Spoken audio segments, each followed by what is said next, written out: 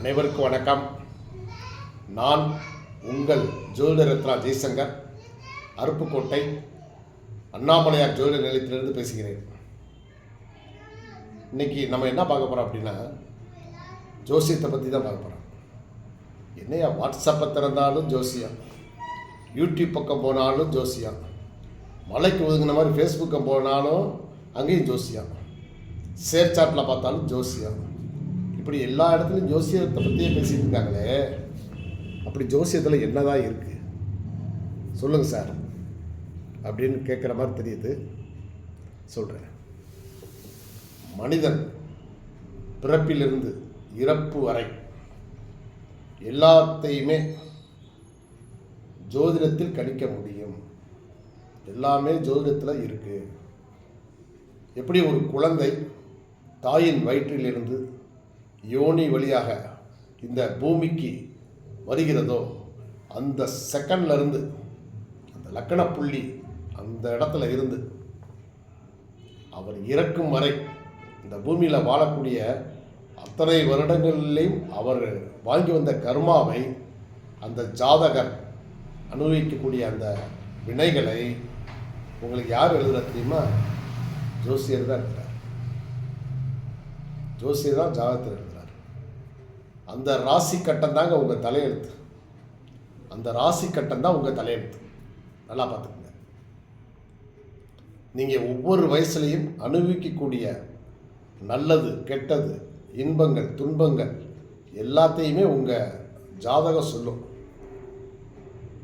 அப்போ அப்படி இருக்கக்கூடிய ஜாதகத்துக்கு நம்ம முக்கியத்துவம் கொடுக்கணுமா இல்லையா? எப்படி இப்போ நம்ம உடம்பு மனசு எல்லாத்தையுமே கண்ட்ரோல் பண்ணுறதுக்கு, இப்போ நமக்கு ஏதாவது ஒரு உடம்புக்கு சரியில்லைன்னா டாக்டர்கிட்ட போகிறோம். அதே போல் நமக்கு ஒரு கஷ்டம்னு வந்தால் ஜோசியத்தை கண்டிப்பாக போய்த்தாகணும். அவரால் உங்களுக்கு நல்ல முறையில் தீர்வு சொல்ல முடியும். கண்டிப்பாக நீங்கள் உங்களுக்கு ஒரு சிரமங்கள்னு வரும்போது அல்லது உடல்நிலை சரியில்லைன்னு வரும்போது நம்ம ஜாதகத்தில் என்ன இருக்குது அப்படிங்கிறத நம்ம பார்க்கணும். இப்போ ஒரு குழந்தை பிறக்குது. இப்போ அதோடைய பயணத்தில் எவ்வளவு ஒரு அப்படியே வழிகளை தாங்கி தாங்கி தாங்கி தாங்கி அப்படியே தன்னுடைய வாழ்க்கை பயணத்தை தொடர்ந்துக்கிட்டே இருக்கு. இதுகளில் இது எப்படின்னா, உலகம்னு வச்சுக்கோங்களேன். உதாரணத்துக்கு உலகம். இந்த உலகத்தில் முக்கால்வாசி தண்ணீர், கால்வாசி தான் நிலப்பரப்புன்னு சொன்ன மாதிரி, முக்கால்வாசி கஷ்டங்களும் வேதனைகளும் வலிகளும் தான் ஒவ்வொரு மனிதனுடைய வாழ்க்கையிலே இருக்கு. அப்போ ஒரு கால்வாசி தான் அவன் அனுபவிக்கக்கூடிய இன்பங்கள் இருக்கு. அதுவும் அந்த இன்பங்கள், அவன் அனுபவிக்கக்கூடிய இன்பங்கள் பெரும்பாலும் அந்த 18 வயசு டீனேஜ் அதிலிருந்து ஆரம்பித்து உங்களுக்கு 45 வயசுக்குள்ள அவர் மேக்சிமம் அனுபவிக்கக்கூடிய நல்ல விஷயங்கள் அந்த டயத்தில் நடக்குது. அதுக்கப்புறம் பார்த்தீங்கன்னா, ஒருவர் இளமையிலே கஷ்டப்பட்டுகிட்டே இருக்கார். பார்த்திங்கன்னா அவருக்கு ஓய்வு காலத்தில் நல்லா இருக்கும். அவருடைய 45 வயதுக்கு மேலே அவர் ஒரு சிறப்பான வாழ்க்கையை வாழ்வார். ஒரு சிலர் அந்த 45 வயசுக்கு முன்னாடி 18 வயசுலேருந்து படிப்பு முடித்ததுலேருந்து கல்லூரி படிப்பு ஒரு 20-22, அப்புறம் வேலைக்கு சேர்ந்து அதுக்கப்புறம் பாருங்கள் அவருக்கு திருமணம், இது எல்லாமே உங்களுக்கு ஜாதகத்தினால் கணிக்கப்படுது. நீங்கள் பிறந்த அந்த நிமிஷத்தில் அந்த லக்கணத்திலிருந்து கணித்து உங்களுக்கு தலையெழுத்து எழுதின மாதிரி கடவுள் உங்களுக்கு இந்த ஜாதகத்தை எழுதி கொடுத்துறாரு. ஸோ அதனால் நீங்கள் ஜாதகம் கண்டிப்பாக இல்லாதவங்க கண்டிப்பாக ஜாதகத்தை எழுதி வச்சுக்கோங்க. அதுதான் உங்களுடைய வரலாறு. நீங்கள் ஜாதகத்தில் என்னென்னலாம் பார்க்கலாம் அப்படின்னா, இப்போ ஒரு மனிதனுடைய பிறந்துட்டார். அவர் அனுபவிக்க போகிற விஷயங்கள் எப்படின்னா, இவர் நல்லா படிப்பார், ஆரம்ப கல்வி, உயர்நிலை கல்வி, அதுபோக அவர் மேல்நிலை கல்வி, அதாவது கல்லூரி படிப்பு, உயர்கல்வி, அது போக பிஹெச்டி, இந்த மாதிரியான சிறப்பு தகுதி வாய்ந்த கல்விகள், இதெல்லாம் இவர் படிப்பாராங்கிறது அவர் ஜாதகத்தை பார்த்தா தெரிஞ்சிடும். சரி, இரண்டாவது ஒரு மனுஷனுக்கு என்ன? திருமணம். அப்போ இவருக்கு அமையப்போகிற மனைவி எப்படி இருப்பாங்க, இவர் எந்த வயசில் கல்யாணம் பண்ணுவார், எல்லாமே ஜாதகத்தை பார்த்தா தெரிஞ்சிடும். மூன்றாவது வேலை வாய்ப்பு.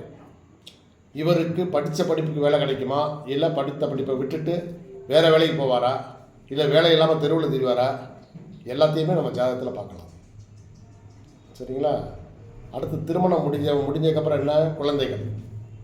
இவருக்கு எத்தனை குழந்தைகள் பிறக்கும், என்னென்ன குழந்தைகள் பிறக்கும், எப்போ பிறக்கும், அதுவும் பார்க்கலாம். அது உங்களுக்கு கிரகங்களுடைய அமைப்பை பொறுத்து நம்ம 5ஆம் இடத்தின் அதிபதி, 5ஆம் பாவகம், அதை பார்க்கக்கூடிய கிரகங்கள், 5ஆம் பாவத்தில் உள்ள நட்சத்திரங்கள், அந்த நட்சத்திர அதிபதிகள், அவங்க பெறக்கூடிய பலம், இதெல்லாம் நம்ம ஆராய்ந்து நம்ம எல்லாமே சுத்தமாக தெளிவாக சொல்லிடலாம்.